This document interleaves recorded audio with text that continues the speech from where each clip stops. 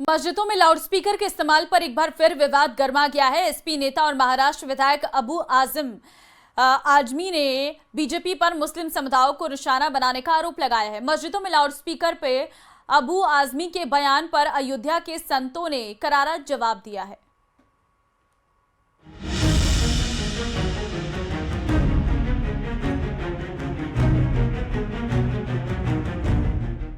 मस्जिदों में लाउडस्पीकर के इस्तेमाल पर चल रहा विवाद थमने का नाम नहीं ले रहा।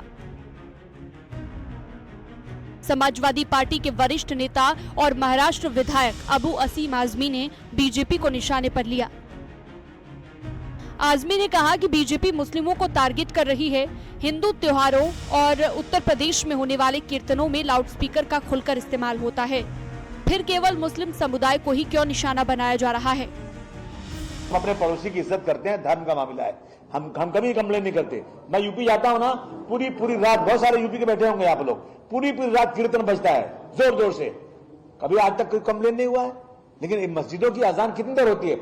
मैक्सिमम 1.5 मिनट, 1 से 1.5 मिनट, और उससे इस तरह से जो किया जा रहा है ना, इस पर पाबंदी लगना चाहिए।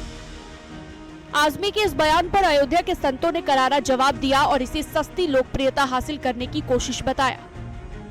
अगर मस्जिदों पे अधिक लाउड स्पीकर लगे हैं तो उतरने चाहिए। अभी मैं गरीबनाथ महादेव का दर्शन करके बिहार एक कार्यक्रम में आया था।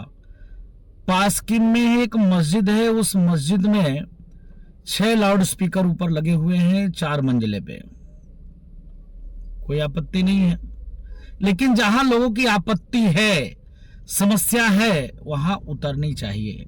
उत्तर प्रदेश में पुलिस प्रशासन की कोई जबरदस्ती नहीं है, मंदिर से भी लाउड स्पीकर उतारे जाते हैं और मस्जिद से भी। देखिए, अबू आजमी का मूर्खतापूर्ण बयान है। अबू आजमी अपने आप को राजनीति में स्थापित करने के लिए, क्योंकि उनका अस्तित्व खत्म हो चुका है, इस तरह का बयानबाजी कर रहे हैं। हमारे मुसलमान भाई भी जाग चुके हैं, समझ चुके हैं, शिक्षित भी हो रहे हैं कि ऐसे राजनेताओं के चक्कर में नहीं पड़ना है। अबू आजमी जो सवाल उठा रहे हैं, इनको ये पता होना चाहिए कि केवल मस्जिदों के लिए नहीं, मंदिरों में भी ये नियम लागू है। ध्वनि प्रदूषण से बच्चों की पढ़ाई प्रभावित होती है, तमाम ऐसे जो सर्विस करने वाले लोग हैं वो सो नहीं पाते हैं, तमाम तरह की परेशानियां हैं। लाउडस्पीकर का मुद्दा अब सियासी रंग ले चुका है। ये न केवल धार्मिक भावनाओं को भड़काने वाला है, बल्कि 2027 के विधानसभा चुनावों से पहले एसपी और बीजेपी के बीच सियासी जंग को और ज्यादा तेज कर सकता है। Bureau report, news 18। भारत और पाकिस्तान के बीच हालिया सैन्य तनाव और ऑपरेशन सिंदूर को लेकर एक नया विवाद खड़ा हो गया है। सीडीएस जनरल नलिन चौहान ने सिंगापुर में दिए इंटरव्यू के बाद कांग्रेस अध्यक्ष मल्लिकार्जुन खड़गे ने मोदी सरकार पर देश को गुमराह करने का आरोप लगाया। ये रिपोर्ट देखिए।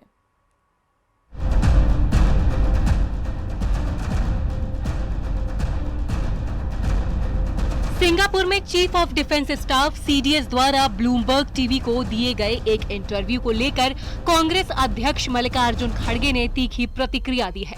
इंटरव्यू के दौरान सीडीएस से ये सवाल किया गया था कि क्या भारत पाकिस्तान संघर्ष के दौरान भारत का भी कोई जेट विमान पाकिस्तान ने गिराया था। इस पर सीडीएस द्वारा दिए गए जवाब पर कांग्रेस अध्यक्ष मल्लिकार्जुन खड़गे की प्रतिक्रिया आई है। उन्होंने मोदी सरकार पर गुमराह करने का आरोप लगाते हुए संसद का विशेष सत्र बुलाने की मांग की है। सीडीएस के बयान के बाद कांग्रेस अध्यक्ष मल्लिकार्जुन खड़गे ने मोदी सरकार पर तीखा हमला बोला। खड़गे ने सोशल मीडिया पर लिखा, सीडीएस के इंटरव्यू से कई अहम सवाल उठे हैं जिनका जवाब जरूरी है। ये तभी संभव है जब संसद का विशेष सत्र तुरंत बुलाया जाए। खड़गे ने आरोप लगाया कि मोदी सरकार ने देश को गुमराह किया है और अब युद्ध का कोहरा छंट रहा है। खड़गे ने भारतीय वायुसेना के जवानों की बहादुरी की तारीफ की, लेकिन कहा कि सरकार को नुकसान और युद्ध विराम की शर्तों पर सफाई देनी होगी। सीडीएस के बयान के बहाने कांग्रेस की सियासी चाल पर बीजेपी एक सुर में हमलावर है। वहीं कांग्रेस कारगिल की तरह समीक्षा समिति की मांग कर रही है। मानकर चल रहे हैं कि इस पर चर्चा होगी, बहस होगा पार्लियामेंट में। विपक्ष के साथ भी विश्वास में लेना चाहिए प्रधानमंत्री को। और हमारी एक सवाल है कि क्या जो कारगिल रिव्यू समिति की माफिक समीक्षा की गई थी कारगिल युद्ध के बाद, क्या आप जनरल चौहान जी ने जो कहा है उस मामलों पर भी आप विश्लेषण करेंगे, अध्ययन करेंगे, रिपोर्ट पेश होगा? हमारे डीजीएमओ ने 2 बार प्रेस कॉन्फ्रेंस करके पूरे राष्ट्र को ये बताया कि क्या हुआ और क्या नहीं हुआ और किन परिस्थितियों में भारत को जो कुछ करना पड़ा उस सब कुछ स्पष्ट बताया। मैं समझता हूँ उसके बाद किसी प्रकार के कोई सवाल की या कोई संदेह की गुंजाइश नहीं रह जाती है। ज़बरदस्ती मल्लिकार्जुन खड़गे और कांग्रेस के वो नेता जो पूरे तौर पर रिजेक्ट हो गए हैं, वो अनावश्यक रूप से इस मुद्दे को लंबा कर रहे हैं, उसकी आवश्यकता नहीं है। कि इनका माइंड कांग्रेसियों का पहले से ही देश के खिलाफ है और इसलिए ऐसा बयान ये देते हैं। और मैंने पहले भी कहा था कि इनके बयान से सबसे ज्यादा खुशी की लहर पाकिस्तान में दौड़ती है। ऑपरेशन सिंदूर 22 अप्रैल को कश्मीर के पहलगाम में हुए आतंकी हमले के जवाब में शुरू किया गया था। भारत ने इसके लिए पाकिस्तान समर्थित आतंकियों को जिम्मेदार ठहराया, जिसे पाकिस्तान ने खारिज किया। 4 दिन के सैन्य संघर्ष के बाद 10 मई को अमेरिकी राष्ट्रपति डोनाल्ड ट्रंप ने युद्ध विराम की घोषणा की। अब कांग्रेस की मांग और सीडीएस के बयानों ने सवाल का पिटारा खोल दिया है। तो पार्टी और परिवार से बेदखल किए जाने के बाद तेज प्रताप नए तेवर में दिख रहे हैं। आज सुबह माता पिता के लिए भावुक पोस्ट किया तो दोपहर होते होते भाई तेजस्वी के लिए पोस्ट किया, जिसने पूरी तरीके से खलबली मचा दी है।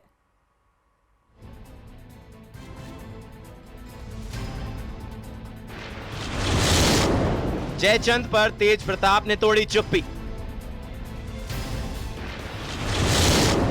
किसने दिया तेज प्रताप को धोखा?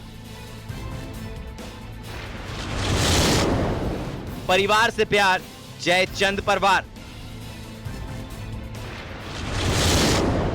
पोस्ट बहाना, किस पर निशाना?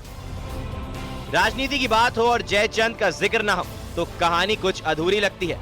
कई बार कुछ सियासी परिवार भी ऐसे जयचंदों के जाल में फंसकर परेशानी महसूस करते हैं। राजद अध्यक्ष लालू प्रसाद यादव के परिवार में भी आजकल जयचंद की चर्चा हो रही है। परिवार और पार्टी से बेदखल किए गए उनके बड़े बेटे तेज प्रताप यादव ने एक बार फिर तेजस्वी यादव को अर्जुन और खुद को कृष्ण बताते हुए जयचंद का जिक्र किया है। तेज प्रताप यादव ने जयचंद का जिक्र किया है, तब से ही सियासी गलियारे में चर्चा हो रही है कि आखिर यह जयचंद कौन है जिसके बारे में तेज प्रताप यादव बताना चाहते हैं। तेज प्रताप यादव की जिस पोस्ट पर इतना हंगामा हो रहा है, उसमें तेज प्रताप यादव ने लिखा, मेरे प्यारे मम्मी पापा, मेरी सारी दुनिया बस आप दोनों में ही समाई है। भगवान से बढ़कर हैं आप और आपका दिया कोई भी आदेश, आप हैं तो सब कुछ है मेरे पास। मुझे सिर्फ आपका विश्वास और प्यार चाहिए, ना कि कुछ और।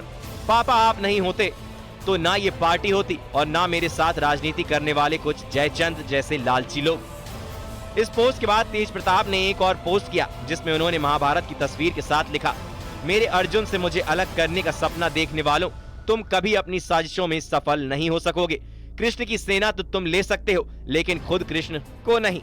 हर साजिश को जल्द बेनकाब करूंगा।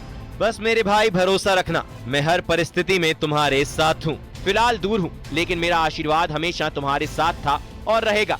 मेरे भाई मम्मी पापा का ख्याल रखना। जयचंद हर जगह है, अंदर भी और बाहर भी। तेज प्रताप के पोस्ट के बाद जेडीयू ने लालू परिवार पर हमला बोला और कहा कि लालू को बताना होगा कि आखिर जयचंद कौन है और तेज प्रताप का किसने ये हाल किया है। भाई तेज प्रताप जी और लालू जी के परिवार के अंदरूनी मामला है। इस मामले पे हम नहीं कुछ कहना चाहें, लेकिन सबसे बड़ा सवाल तेज प्रताप जी ने कहा कि मेरी ये जो हालात हुई और पार्टी की जो आज बुरा हालात है उसमें जयचंद जी के द्वारा किया गया। तो अब तो ये बताना पड़ेगा आदरणीय लालू जी को, भाई तेजस्वी जी को कि ये जयचंद कौन है। और 9वां अजूबा मैंने आज तक ये देखा है पहली बार कि ट्विटर पे ही कार्रवाई हुई है। तो जरा अब ये बताएं कि अब ये जयचंद कौन है, इसका ट्वीट कब आएगा और ये ट्वीट कौन करेंगे, लालू जी करेंगे कि भाई तेजस्वी जी करेंगे। दरअसल राजद सुप्रीमो लालू यादव के बड़े बेटे तेज प्रताप यादव अपने प्रेम प्रसंग को लेकर विवादों में घिरे हुए हैं। साथ ही उन्हें पार्टी और परिवार से भी बेदखल कर दिया गया है। ऐसे में उनके इस पोस्ट पर बिहार में सियासी भूचाल आया हुआ है। Bureau report, news 18। शामली से प्रयागराज तक ट्रेन पलटाने की नाकाम साजिश का खुलासा हुआ है। शामली में रेलवे ट्रैक पर कई फीट लंबा पाइप रख दिया गया, जबकि प्रयागराज में पटरी पर बोल्डर रखकर तेजस एक्सप्रेस को डिरेल करने की कोशिश की गई। हालांकि ड्राइवर की सूझबूझ के चलते दोनों जगह हादसा टल गया, लेकिन घटना के बाद बड़ी साजिश की आशंका जताई जा रही। जीआरपीएफ आरपीएफ की टीमें जांच में जुट गई हैं। ये रिपोर्ट देखिए। ट्रेन के ड्राइवर साहब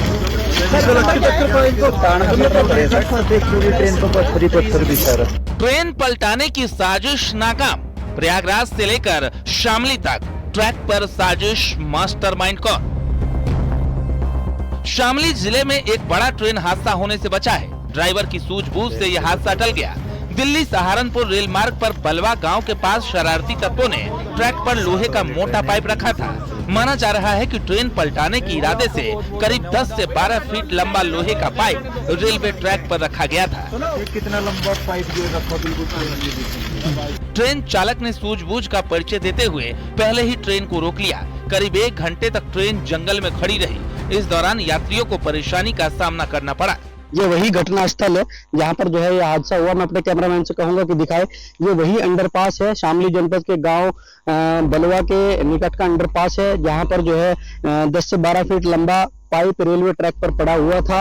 ये वही रेलवे ट्रैक है और ट्रेन चालक की सूझबूझ से एक बड़ा हादसा टला है।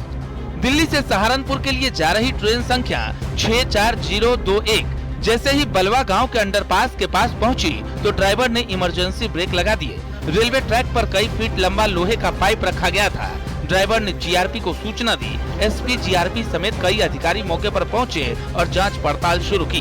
ट्रैक पर पड़े लोहे के पाइप को हटाया गया और ट्रेनों की आवाजाही शुरू हो गई।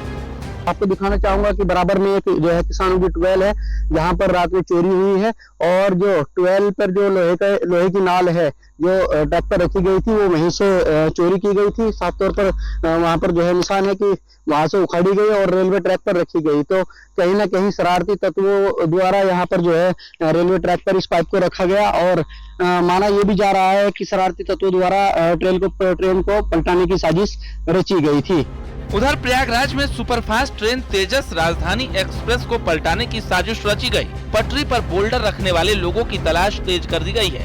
आरपीएफ मामले में सुराग जुटाने के लिए ग्रामीणों से पूछताछ कर रही है। दिल्ली हावड़ा रूट पर भीरपुर और मेजा रोड रेलवे स्टेशनों के बीच ट्रैक पर बोल्डर रखा गया था। कटका और कचरी गाँव के पास गुरुवार रात तेजस राजधानी ट्रेन नंबर 12310 की टक्कर पटरी पर रखे पत्थरों से हुई थी। हालांकि लोको पायलट की सूझबूझ से हादसा टल गया था। आरपीएफ ने अज्ञात के खिलाफ मुकदमा दर्ज किया है। बहरहाल सवाल ये है कि ट्रेन पलटाने की साजिश कौन रच रहा है और क्या है असली मकसद। Bureau report, news 18।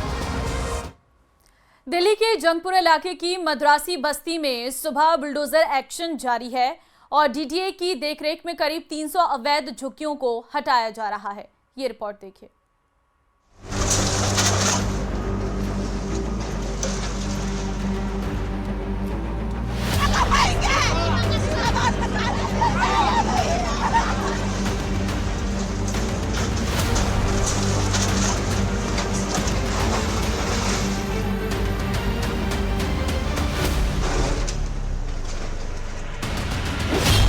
दिल्ली में फिर गर्जा बुलडोजर।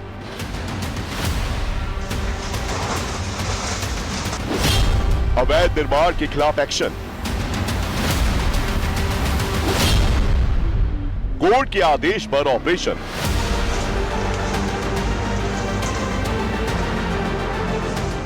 सुबह सुबह दिल्ली के जंगपुरा में बुलडोजर चला। अवैध निर्माण ढहने लगे और हवा में मलबे का धुआं उड़ने लगा।